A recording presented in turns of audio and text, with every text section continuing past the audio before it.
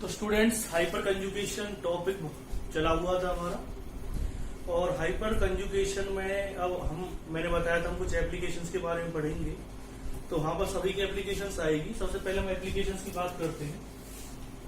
तो किसकी एप्लीकेशन की बात करेंगे? Applications of resonance hyperconjugation and inductive. इन सभी की एप्लीकेशंस आपको पढ़नी है। Applications of resonance hyperconjugation and inductive. जब आप इनकी एप्लीकेशंस पढ़ेंगे तो क्या क्या एप्लीकेशंस है इसकी, सबसे पहले हम बात कर लेते हैं। होता क्या है कि जैसे आपने कोई कंपाउंड लिया, जैसे ये लिया, ये है बेंजीन। तो बेंजीन होता है एरोमेटिक। एक चीज आप ध्यान समझना, जो बेंजीन है, बेंजीन क्या होता है? एरोमेटिक। अगर आप बेंजीन में से हाइड्रोजन रिमूव करते हैं, मान के चलिए आपने यहां से H पॉजिटिव बाहर निकाल लिया, तो क्या बचेगा? नेगेटिव चार्ज बचेगा। इसे क्या कह सकते हो आप? Aryl कार्बो aryl. और अगर ऐसा होता है इसमें से आप H नेगेटिव बाहर निकालते हैं, तो जो बचेगा वो बचेगा एराइल कार्बोकेटाइन।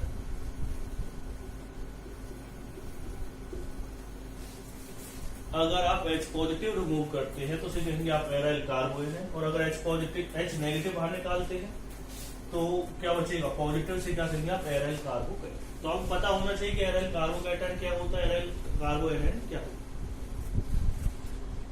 अगर इससे आगे अगर आपको कोई कंपाउंड उस तरह से दे रखा है CH2 डबल बॉन्ड CH2, इसमें से अगर आपने हाइड्रोजन निकाल लिया, -H पॉजिटिव निकाल, इसे कहेंगे आप विनाइल कार्बोनाइल। अगर किसी डबल बॉन्डेड कार्बन के पास पॉजिटिव चार्ज हो या नेगेटिव चार्ज हो तो उसे हम कहते हैं विनाइल पोजीशन कहते हैं। अगर नेगेटिव चार्ज है तो उसे कार्बोनाइल कहेंगे, और पॉजिटिव चार्ज है तो उसे कार्बोकेटाइन कहेंगे।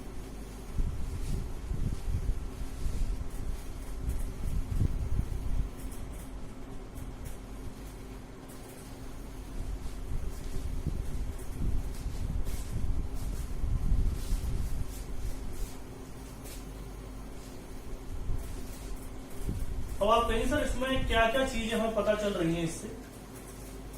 अभी आपको पता चल जाएगा मैं क्या बताने की कोशिश कर रहा हूं।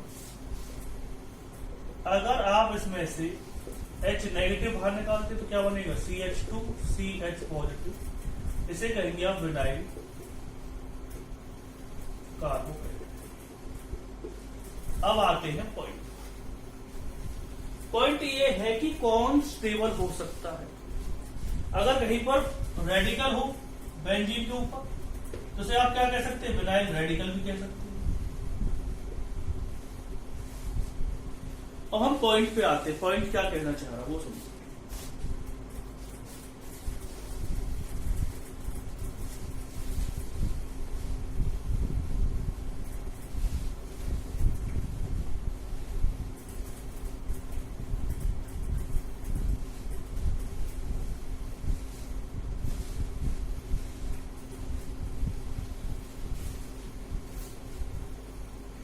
अगर हम पॉइंट पे बात करते हैं तो कुछ चीजें हैं हमारे लिए। सबसे पहली चीज क्या है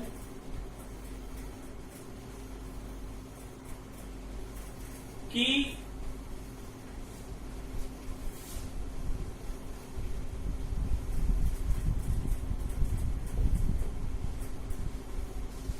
ये बेंजीन है, इसके ऊपर पॉजिटिव चार्ज है और एक इसके ऊपर पॉजिटिव चार्ज है। आपसे कहा जाए इन दोनों में से कौन सा ज्यादा स्टेबल होगा, तो याद रखना यहां पर sp2 हाइब्रिडाइज्ड कार्बन के ऊपर पॉजिटिव चार्ज है और यहाँ पर पॉजिटिव चार्ज किस पे आएगा, sp3 हाइब्रिडाइज पे आएगा। तो पहले तो sp2 हाइब्रिडाइज तो थी डबल बॉन्ड वाली, यहाँ पर sp3 हाइब्रिडाइज पे पॉजिटिव चार्ज है। अब आप ये मत कह रहे हैं सर कार्बोकैटायन तो sp2 हाइब्रिडाइज होता है, वो बाद में मैं पहले कहना चाह रहा हूँ कि किस पर आया है पॉजिटिव चार्ज। पहले sp3 हाइब्रिडाइज थी क्योंकि यहाँ पर ना कोई पॉजिटिव चार्ज तो बाद में आया। अगर मैं इन दोनों को कंपेयर करता हूं, S करेक्टर P करेक्टर, पहली बात करते हैं sp2 में S करेक्टर कितना होगा, S करेक्टर होगा इसमें 33.3 और P करेक्टर कितना होगा 66.6। अब ये बार बार मैं बताऊंगा नहीं आपको, मैंने बहुत बार बता दिया है कि करेक्टर किस तरह से आता है। 100 से हम डिवाइड करते हैं तो आएगा 100 से हमने किस तरह से डिवाइड किया, एक S और 2 क्या है P है, तो कितने होंगे टोटल 3, और 3 की अगर हम बात करते हैं, हमें 3 हिस्सों में 100 में डिवाइड करना। S 1 है तो S किसी में कितना आएगा 33.3, P कितने है 2 है तो P किसी में कितना आएगा 66.6। अगर sp3 होगा तो 25 इसके हिस्से में आएगा, 75 इसके हिस्से में आएगा। तो मोर S करेक्टर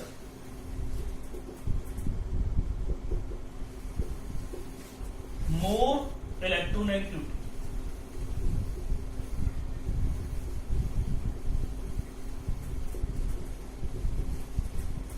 जितना ज्यादा S करेक्टर रहेगा उतनी इलेक्ट्रोनेगेटिविटी क्या होगी, ज्यादा होगी।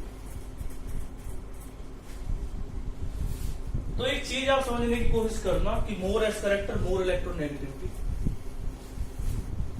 और less the stability of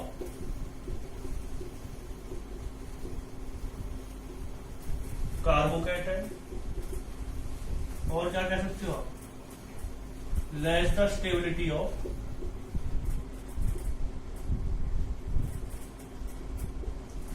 free radical, but more the stability of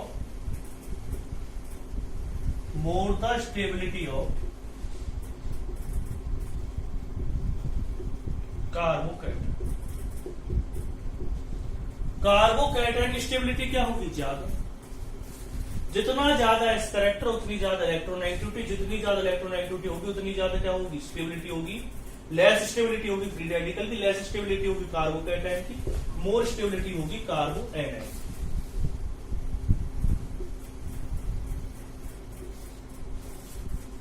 ठीक है। अब इससे इस क्वेश्चन का क्या लेना देना, यहां पर एस करेक्टर क्या है, ज्यादा, यहां पर एस करेक्टर क्या है, कम। आप एक चीज देख रहे हैं, जब इस पर एस करेक्टर ज्यादा है तो इस वाले कार्बोकैटायन की स्टेबिलिटी क्या होगी, कम, इस वाले कार्बोकैटायन की स्टेबिलिटी क्या होगी, ज्यादा। लेकिन इसकी जगह पे अगर मैं एग्जांपल ले लेता, कोई एग्जांपल किस तरह से लेता,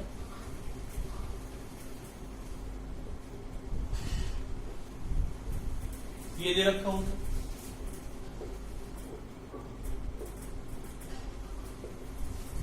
अब ये कार्बोएनायन हो गए। आप जानते हैं कार्बोएनायन में किसकी स्टेबिलिटी ज्यादा होती, जहां पर एस करेक्टर क्या होता है, ज्यादा। यहाँ पे एस करेक्टर ज्यादा है, यहाँ पे क्या है, कम। और भी एग्जांपल ले सकते थे आप, फ्री रेडिकल का एग्जांपल ले सकते थे। फ्री रेडिकल भी किसी तरह होता है, कार्बोकैटायन की तरह इलेक्ट्रॉन डेफिशिएंट, तो इसमें स्टेबिलिटी किसकी ज्यादा होती, इस वाले फ्री रेडिकल की स्टेबिलिटी ज्यादा। तो आपको पता चल गया होगा कौन ज्यादा स्टेबल है और कौन क्या है, कम स्टेबल।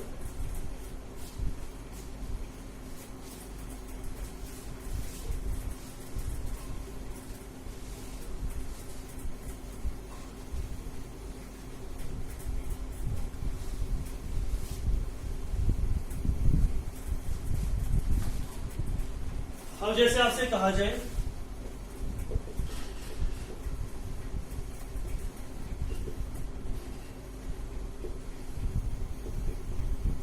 पता चली गया होगा कौन सा ज्यादा स्टेबल रहेगा, CH2 CH नेगेटिव,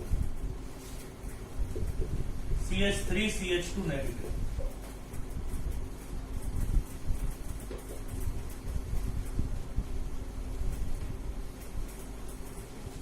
यहां पे कैसे चार्ज आएगा, पॉजिटिव।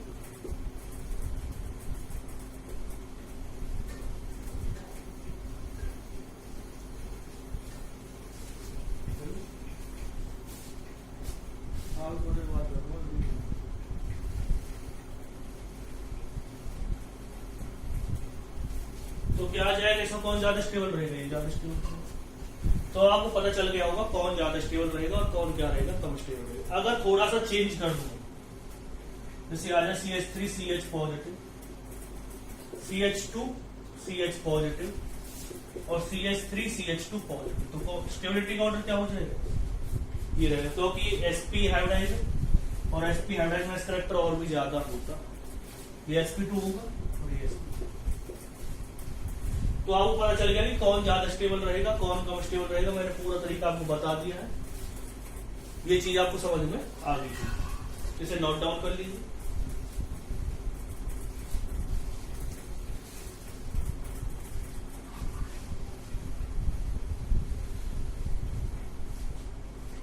तो स्टूडेंट ये तो हो गया इसका एक छोटा सा पॉइंट। अब नेक्स्ट पॉइंट की तरफ बढ़ते हैं। नेक्स्ट पॉइंट क्या है,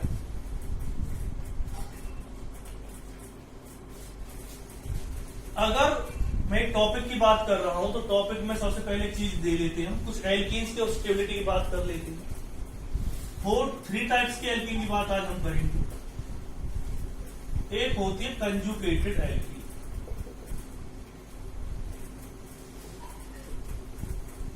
दूसरी पढ़ेंगे आप आइसोलेटेड एल्कीन। एक कंजुगेटेड एल्कीन होती है, एक आइसोलेटेड एल्कीन होती है। और थर्ड वन अगर हम बात करते हैं, एक होती है क्यूमुलेटिव एल्कीन। हम 3 एल्कीन्स की बात कर रहे हैं, कंजुगेटेड, आइसोलेटेड और एक कौन सी है, क्यूमुलेटिव एल्कीन। इन तीनों एल्कीन्स को अगर हम ध्यान से देखें तो यहां पर बहुत सी चीजें हमें सीखने के लिए मिली। सबसे पहले कंजुगेटेड एल्कीन्स। कंजुगेटेड एल्कीन्स का मतलब क्या होता है, जिसमें डबल बॉन्ड कंजुगेशन में हो।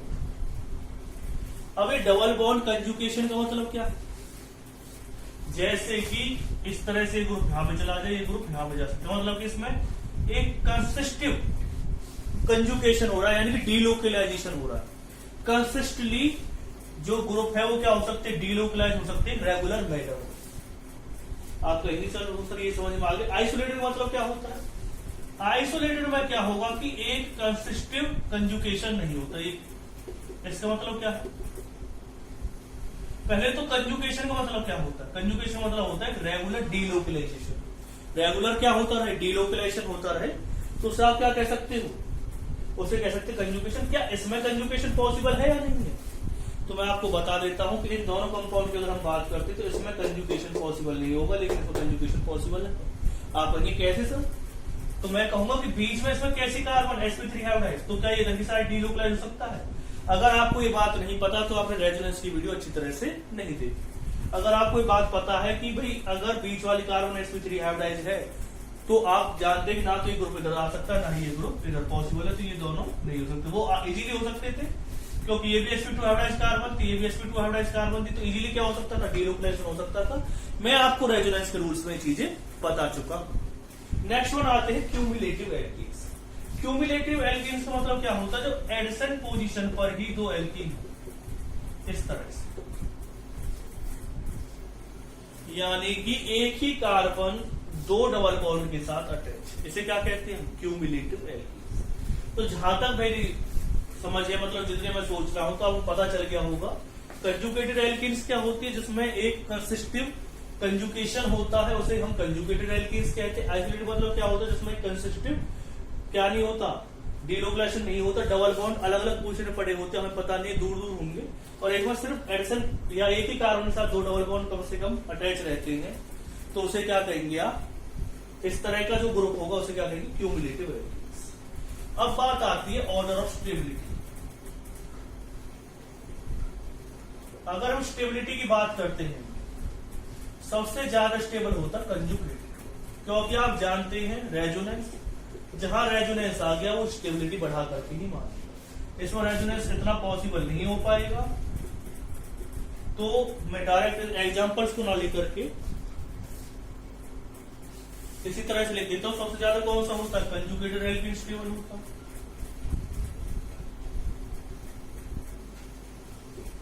फिर कौन सा होगा, आइसोलेटेड एल्कीन होगा। इसके बाद कौन सा होगा, एल्काइन होगा। एल्केन के बाद होता क्यूमुलेटिव। अब ये क्यों होते हैं, तो ये आपको मैंने बता दिया। किस वाले केस में, कंजुगेटेड के केस में क्या होता है, रेजोनेंस पॉसिबल हो रहा है, रेजोनेंस स्टेबिलिटी को इंक्रीज कर देता है।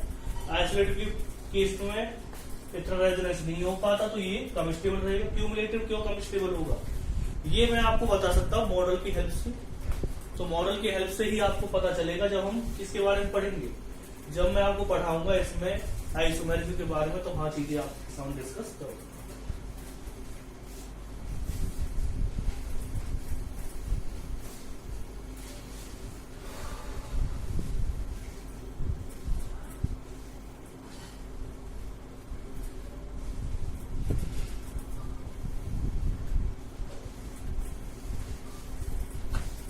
फिर है cyclic stability in cyclic compound.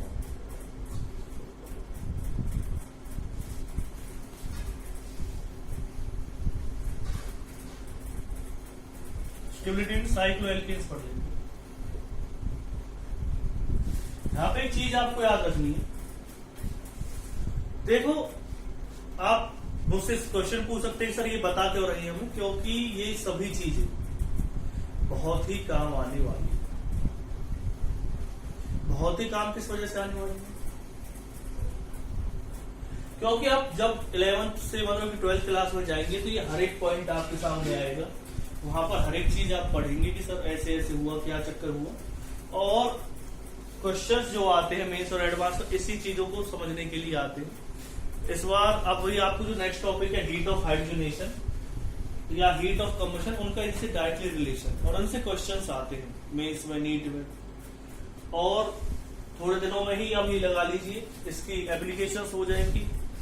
फिर आप एसिडिक बेसिक कैरेक्टर के बारे में पढ़ेंगे। एसिडिक बेसिक कैरेक्टर आपका 12th में भी बहुत इंपोर्टेंट है। जितना आप कम समझे, मतलब कि बहुत ज्यादा इंपोर्टेंस होती है उसकी। क्वेश्चन बार बार आते हैं सीबीएसई लेवल पे भी, मेंस पे भी, नीट लेवल पे भी। तो स्टेबिलिटी ऑफ साइक्लोएल्केन्स की अगर हम बात करते हैं, तो स्टेबिलिटी ऑफ साइक्लोएल्केन्स की अगर हम बात करेंगे, सभी साइक्लोएल्केन्स जिनके बारे में बात करेंगे, ये हो गया साइक्लोप्रोपेन, साइक्लोब्यूटेन, या अगर हम बात करते हैं इसमें साइक्लोपेंटेन, या अगर हम बात करते हैं साइक्लोहेक्सेन, या अगर हम बात करते हैं इसमें ये हो गया साइक्लोहेक्सेन। तो इन पांचों के बारे में हम डिस्कशन करना है कि इनकी स्टेबिलिटी कैसे आप देखेंगे। तो इसके लिए हमें किसके बारे में जानना जरूरी है, एंगल स्ट्रेन। ये वर्ड आपने पहले भी सुन लिया होगा, शायद मैंने 2-3 वीडियो में बताया भी है। तो एंगल स्ट्रेन का मतलब क्या होता है, किसी भी चीज को इस तरह से एंगल से क्या करना, मोड़ना। तो मोड़ने से क्या होगा,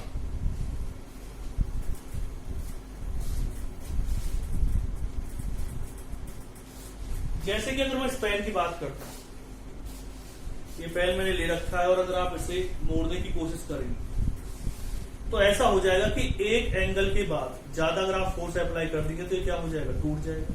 लेकिन कुछ ही एंगल से आप इसे मोड़ सकते हो, उससे ज्यादा मोड़ने पर क्या हो जाएगा, ब्रेक डाउन हो जाएगा। तो ऐसा ही बॉन्ड के साथ होता है।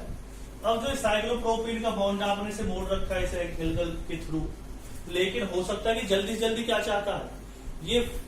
अब ऐसा है कि अगर कोई भी आपने लिया, पेन लिया, तो अगर आप इसे मोड़ भी देंगे तो अपने आप ही थोड़ी देर बाद क्या होना चाहेगा, अगर आप इसे छोड़ देंगे तो अपने आप अपनी पहली पोजीशन में आना चाहिए। तो इसका मतलब क्या हुआ कि आपने उसे जबरदस्ती क्या कर रखा था, मोड़ रखा था। और उसी स्ट्रेन को क्या कहते हैं, उसी फोर्स को क्या कहते हैं, एंगल स्ट्रेन कहते हैं। यानी किसी एंगल के थ्रू क्या करना, आपको उसे मोड़ना।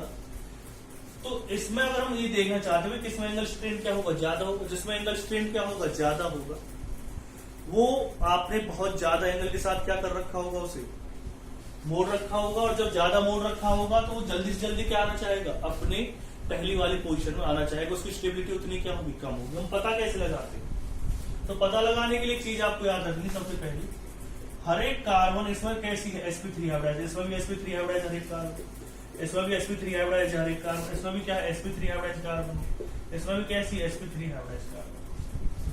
जब sp3 हाइब्रिड कार्बन होती है तो याद रखना है आपको, एंगल कितने डिग्री का होता है, 109.20। ये मैं आपको बता दूंगा किस तरह से होता है। तो 109.28 डिग्री इनका एंगल होना चाहिए था। एक्चुअल में एंगल इतना होना चाहिए था, लेकिन आपने क्या कर रखा है, थोड़ा सा मोड़ा हुआ है अपने एक्चुअल एंगल से। तो वो एक्चुअल एंगल है क्या, मतलब कि एक्चुअल एंगल तो इसमें कितना होना चाहिए 109.28। तो आप कह सकते हैं जो एक्चुअल एंगल है वो कितना है इसका 109.28। अब बात आती है जब 109.28 एंगल है तो इसका जो एक्चुअल एंगल तो इतना होना चाहिए था, लेकिन रियल एंगल कितना है वो हर एक का अलग अलग है। अब उसे निकालने का फॉर्मूला क्या होता है, उसे निकालने का फॉर्मूला होता है 180 माइनस 360 बाई एन। क्या है इसमें number of bonds in ring. जैसे कि साइक्लोप्रोपेन में कितने हैं 3, इसमें कितने हैं 4, इसमें कितने हैं 5, इसमें 6, इसमें कितने 7। तो वही बॉन्ड आपको ले लेंगे। अब अगर हम रियल एंगल की बात करते हैं, हर एक बार रियल एंगल क्या होगा अलग अलग होगा। तो सबसे पहले हम रियल एंगल की आप इसे नोट डाउन कर लीजिए। पहले मैं बात करता हूं रियल एंगल इन साइक्लोप्रोपेन। तो साइक्लोप्रोपेन में रियल एंगल कितने डिग्री का होगा, देखिए 180 माइनस क्या आ जाएगा 360 बाई एन। एन की वैल्यू क्या आएगी इसमें 3 आई, कितना लिख दो क्या 60 डिग्री का एंगल आएगा। तो पता चल गया आपको साइक्लोप्रोपेन में रियल एंगल कितना आएगा। ये आपको तरीका बता रखा है किस तरह से निकालना रियल एंगल। तो 60 डिग्री का आ रहा है। तो ये सभी पॉइंट आपने नोट कर लिए होंगे, इसे नोट कीजिए एक बार।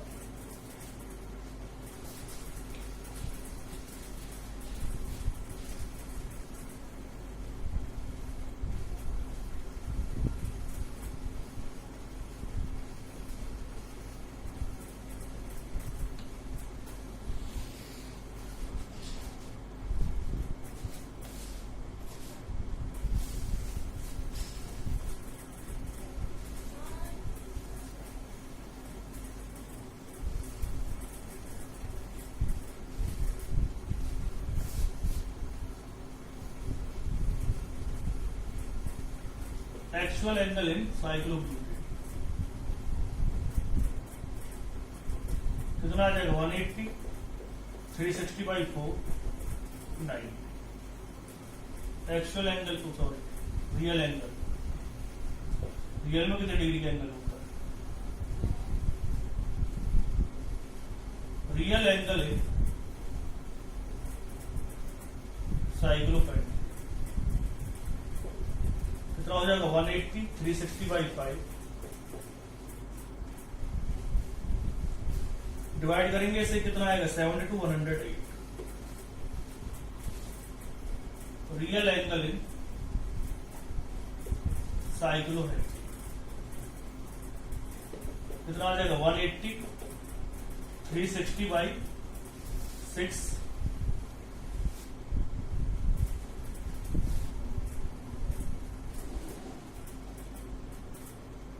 120। ठीक है, अब निकालना होता है सभी आपने लिख ली।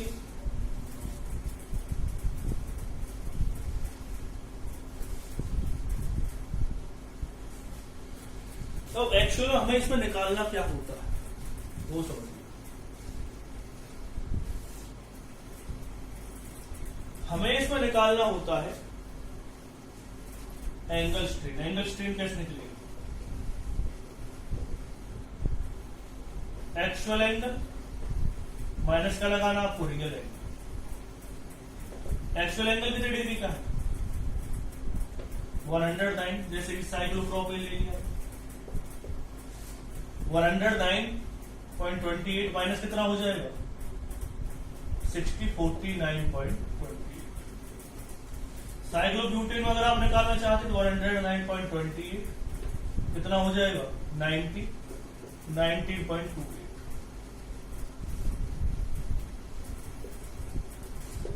इसमें कितने डिग्री का आएगा 109.28।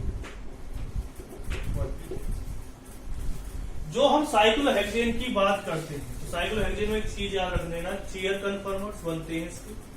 अब कैंसर कन्फर्मर्स क्या होते हैं तो ये भी एक आइसोमेरिज्म का टॉपिक है, समझ में आ जाएगा।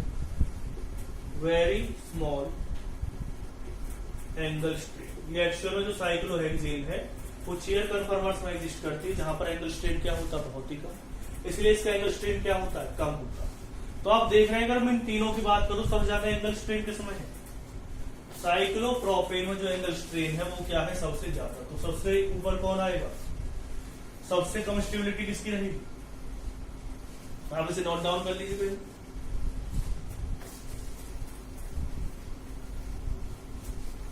सबसे ज्यादा जो स्टेबिलिटी है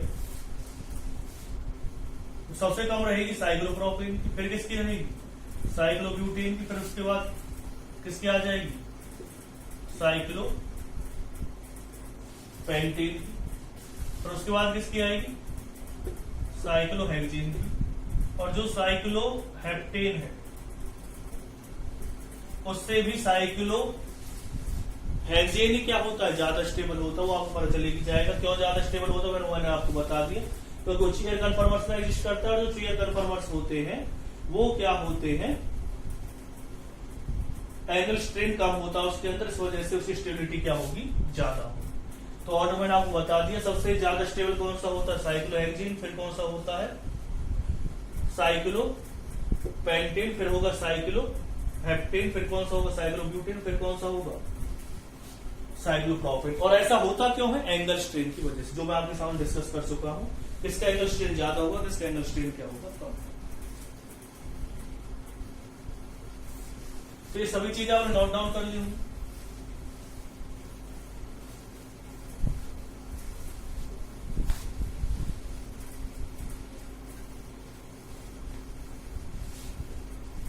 अब आते हैं असल टॉपिक जो हमें पढ़ना है। तो कौन सा topic, heat of hydrogenation. Heat of hydrogenation का मतलब क्या है, तो हीट ऑफ हाइड्रोजनेशन की अगर हम बात करते हैं,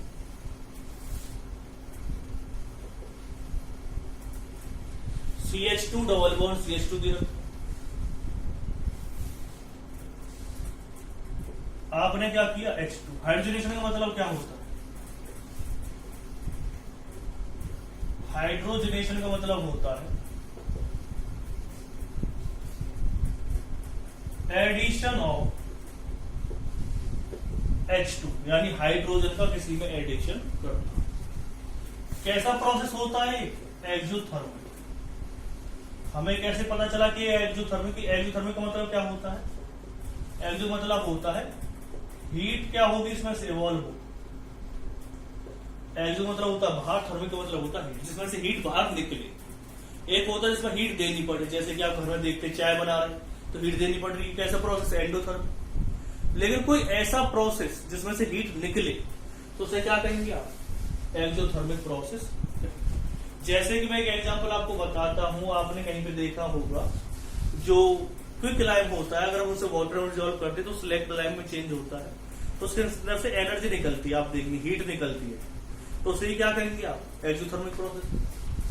अब एडिशन अब क्या कर रहे हैं आप, H2 का कर रहे हैं एडिशन, तो यहां पर होगा क्या, एक सिग्मा बॉन्ड है, कौन सा बॉन्ड है, पाई। तो एक चीज देखना, यहां भी हाइड्रोजन ऐड हो जाएगा, यहां भी हाइड्रोजन एडिशन रिएक्शन देता है, और एडिशन रिएक्शन तभी पॉसिबल होती है जहां पर मल्टीपल बॉन्ड हो, यानी डबल बॉन्ड हो, ट्रिपल बॉन्ड हो। तो यहां पर डबल बॉन्ड है तो यहीं पर क्या करेगा, हाइड्रोजन रिएक्शन करेगा। अगर इस तरह से होती, जैसे दे रखा होता CH3 CH2 CH3, और आप चाहते हुए हाइड्रोजन इसके साथ रिएक्शन करते हैं, नहीं करेंगे, हाइड्रोजन वहीं पर रिएक्शन करता है जहां पर मल्टीपल बॉन्ड होते हैं, डबल बॉन्ड। ये रिएक्शन आपको दे रखी, तो इसमें देख रहे हो ये भी सिग्मा बॉन्ड बना, ये भी सिग्मा बॉन्ड बना, टूटा कौन सा बॉन्ड है, पाई बॉन्ड। टूट कौन सा बॉन्ड रहा है, पाई बॉन्ड, यानी ब्रेक डाउन कौन सा बॉन्ड हो रहा है, पाई बॉन्ड। और जो इसमें जनरेट हो रहा है इस तरह से, या बिल्डअप हो रहा है, वो कौन सा हो रहा है, सिग्मा बॉन्ड हो रहा है। तो दो सिग्मा बॉन्ड बन रहे हैं, यानी 2 सिग्मा बॉन्ड क्या हुए, फॉर्म हुए, और ब्रेक डाउन कितना बॉन्ड हुआ, एक पाई बॉन्ड ब्रेक डाउन हुआ है। याद रखना, पाई बॉन्ड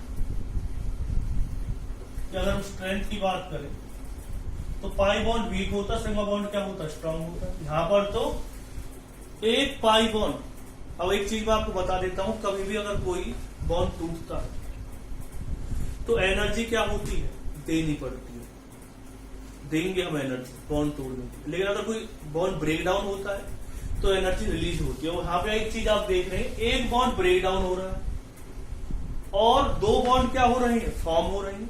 तो इसका मतलब क्या हुआ कि इसमें बॉन्ड ज्यादा बन रहे हैं, तो आपको मैंने बताया था कि एनर्जी रिलीज होती है जब बॉन्ड फॉर्म होते हैं। तो बॉन्ड फॉर्म होने की वजह से इसमें दो बॉन्ड फॉर्म हुए तो इसकी एनर्जी क्या रहेगी, इसमें एनर्जी निकलेगी, ना कि एनर्जी देनी पड़ेगी, क्योंकि इसमें वीक बॉन्ड ब्रेक डाउन हो रहा है और स्ट्रॉन्ग बॉन्ड जनरेट हो रहे हैं, वो भी टूट, तो इसमें से एनर्जी निकलेगी। इसलिए मैंने इसे कैसा प्रोसेस कहा है, एक्सोथर्मिक प्रोसेस कहा। अब बात आती है, मैं ये चीजें आपको बता क्यों रहा हूं, क्योंकि हम पढ़ रहे हैं applications of hyper conjugation, inductive and resonance. तो यहां पर एक चीज आपको समझानी मेरे लिए जरूरी है कि इसकी हीट ऑफ हाइड्रोजनेशन ज्यादा होगी। हीट ऑफ हाइड्रोजनेशन होती क्या है, पहले समझ लीजिए, यहां पर लिख लिया होगा जो मैं आपको बताने की कोशिश कर रहा हूं।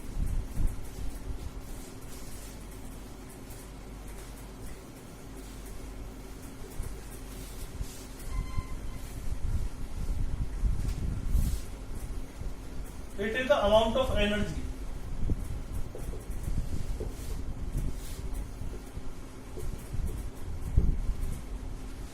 which is released.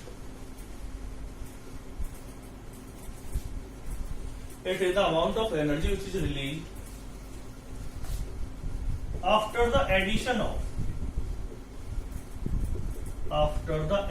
of H2 molecule in a multiple bond। ये वो अमाउंट ऑफ एनर्जी होती है जो रिलीज होती है जब आप एक मल्टीपल बॉन्ड में H2 मॉलिक्यूल ऐड करते हैं। अब एक चीज आप समझिए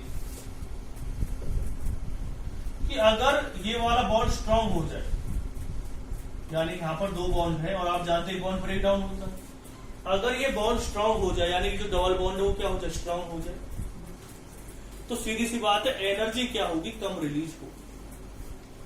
मैंने आपको बताया था कि बॉन्ड को तोड़ने के लिए आपको एनर्जी देनी पड़ती है और बॉन्ड जब फॉर्म होता है तो एनर्जी उसमें से निकलती है।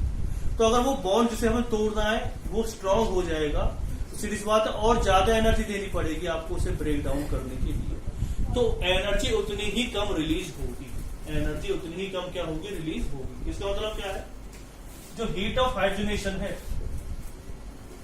Heat of hydrogenation